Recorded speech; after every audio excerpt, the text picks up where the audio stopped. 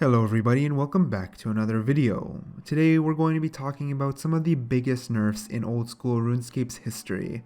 Now just keep note that this is exclusive to old school RuneScape, meaning nerfs from 2013 up until now and only in this version of the game. Nothing from RuneScape's 3's long history, nothing about that, only OSRS. With that being said, if this video hits around 500 likes, then we'll make a video covering the biggest nerfs in RuneScape's entire history. Now, that's an ambitious project, but I think it turned out pretty cool. If you guys do enjoy this video, then why not hit that like button, subscribe for future content, and let me know the things that you'd like to see in the future. Anyways, enough blabbering, let's hop straight into this. At number 10, we have the Birdhouse nerf that happened back in November of 2018. This nerf rebalanced the PVM drop rates of the bird nests and the loot obtained from birdhouses. The main goal for Jagex was to actually reduce the amount of bird nests coming into the game from birdhouses, on top of limiting the effectiveness of the entire process in general. Someone on Reddit went through 150 birdhouses and tallied their scorings. This was prior to the nerfs, and the loot experience obtained was very different and very powerful, about 2.6 million alongside approximately 170,000 experience. As a bonus, this player in particular also got 2 spirit seeds and 6,000 feathers. All in all, it was a powerful farming method. However, after the nerf, they also made it so that the first nest won't always be the seed nest, making things a lot harder and really destroying the one OP method. As someone on Reddit says, and I quote, "Their solution to something being good is to make it not worth doing." And I guess that's the easiest way to summarize what this nerf did. Anyways, moving on to number 9, there is the Twisted Bow nerf, and this one's pretty infamous. So this nerf capped the maximum damage buff that the bow could get from the target's magic level. The new cap became 250 of the target's magic level, and this bow was super strong before these nerfs, and granted it is still strong, but the difference is obvious and prevalent when facing against any enemy in which their magic level exceeds 250. I just remember before the nerf you could hit Bandos for 85s and destroy him even though he would melee attack you, since Jagex gave him a high magic level for no reason back in the day, and the bow ended up melting him because of this. Anyways, slithering on forward to number 8, we have the nerf that was given to the pickpocketing NPCs. This one's very, very controversial. More specifically, I'm talking about the Artigan Knight nerf. Now, this nerf really hit hard for people trying to grind XP towards thieving, and Jagex did have good intentions in which they wanted to limit the use of auto-clicking and AFK XP grinding, but it really also did affect the people genuinely using this method. Now, this tactic before its removal was really a classic. It's been in RuneScape forever, and a lot of people really did enjoy grinding this way over using a different method, as it allowed them to gain XP while doing something else.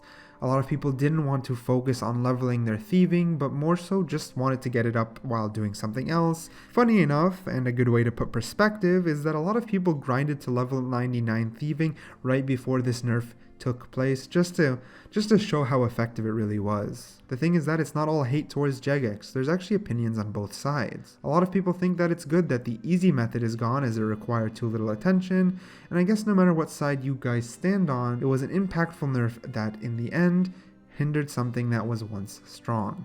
Moving on to number 7, we're going to be taking a look at the Zulrah nerf, and the thing is that this nerf adjusted the drop tables for Zulrah and really caused a huge effect that rippled through a multitude of things.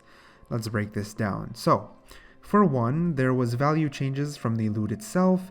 The Twisted Bow, for example, had an uprising in value and then suddenly just crashed 200 million after the nerf. Near instantly, I mean it came out of nowhere. Besides the loot value, there was the loot itself. The approximate adjustment is that people killing Zulrah after the nerf were earning a total of 30% less total GP. However, members from the community claim that it's been significantly more than this. After the nerf, the average is right now about 2.45 million GP per hour. Pre-nerf, if we take the 30% math, that would be 3.2 million GP per hour. Meaning while the farming method isn't bad, you still lost out on a lot of cash per hour, which adds up pretty damn quickly. Regardless, this farming method is still a viable one, just not as strong as it once was before it faced the wrath of Jagex's nerf. At number 6, we have the controversial introduction of the Duel arena tax, and this one's going to be a little bit lengthy since I have a strong feeling towards this one. So there's a tax bracket of multiple ranges, from 0.25 up to 1% depending on the value of the total stake. However, for the sake of the video, we're going to focus on the big 1% tax. So thanks to some nice math done by Kilio on Reddit, who uses information given by mod Lottie back in 2016, we can really put into perspective how strong, or I don't know, how big of a nerf to the economy this 1% is. So basically what I'm trying to say is that this tax will have a long-term effect on the value of gold. In 1 week, approximately 1.15 million platinum tokens are staked, and about 4.1 trillion GP. This adds up to be a total of about 5.3 trillion GP in just a single week. Those big numbers are now, however, taxed. This means that 53 million GP is removed per week. That'd be 1% of 5.3 trillion. This averages to around 2.7 trillion GP exiting the game per year. In turn, we have trillions leaving the game per year, which causes inflation to be slower. So a lot of you guys might be asking, okay, how is this a nerf? Well, it's honestly a huge nerf to the game itself, which is weird, like a big nerf to the game. It's like Jagex is nerfing its own economy. The thing is that we always need steady inflation, but this is deflation and really kind of forces players to keep their GP as GP instead of items. If you have a bank that is worth, let's say, 100,000 GP and 90% of that, so 90,000 GP, are coming from items, then its total value will decrease a lot during the deflation period, and in turn, it is better to just leave your GP as it is so you can rebuy things once their prices and values have dropped. In general, it's like a global nerf to the item values, and I don't know, what do you guys think about it? It'll be interesting to see how it affects OSRS as a whole and in the long run. Whew. Bringing it back down to Earth and moving away from a global nerf, let's move to number 5. We have the Karmaja General Store nerf. Oh man, this one was insane. So before its nerf, it was pretty damn crazy. At about 12 million GP per hour, it single-handedly caused inflation in a short period of time. However, what was truly crazy is it had no requirements, 0 requirements, and it was pretty easy to do. This long and controversial piece of OSRS was however nerfed when Jagex lowered the prices of which items were both sold and bought. This ultimately became the fall of what was once the easiest and most profitable GP grinding method for a short period of time. Moving on to number 4, we have the Splashing nerf. This hidden update implemented back in September of 2015 affected the way an AFK player interacted with the game. Now, prior to the update, a player could AFK until the game forced the player to log out, but that was only after 6 hours. However, after the update, players could still splash, but they had to interact with the client every few minutes. Now, this is obviously a good quality of life change, but in terms of what nerf means, it's definitely a huge one.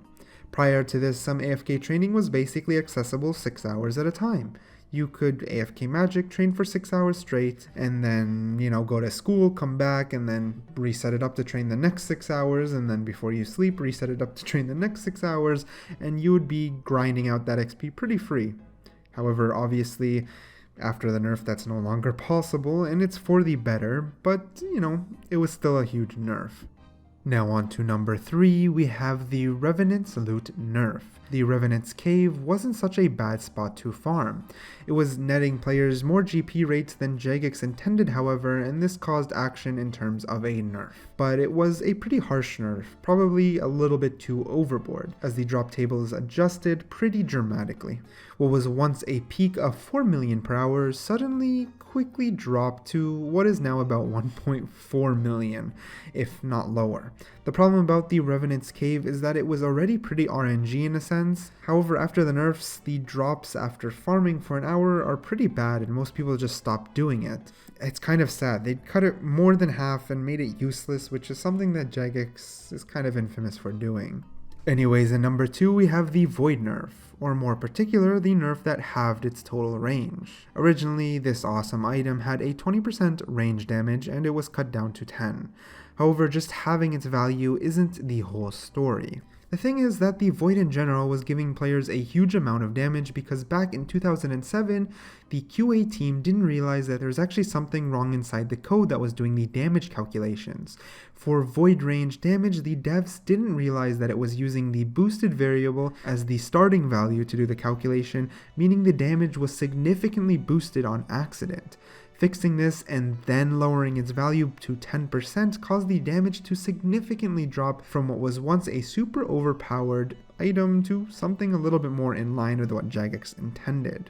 Anyways, moving on to number 1, we have Zulrah again, but this time we're going to focus on the Serpentine helmet and the nerf that affected that specifically. The helmet was basically unmatched in defensives and offensive stats, as well as effects. It was literally the must-have for OSRS, and the near-perfect stats and venom effects left Jagex little to no room to introduce helmets in a similar tier.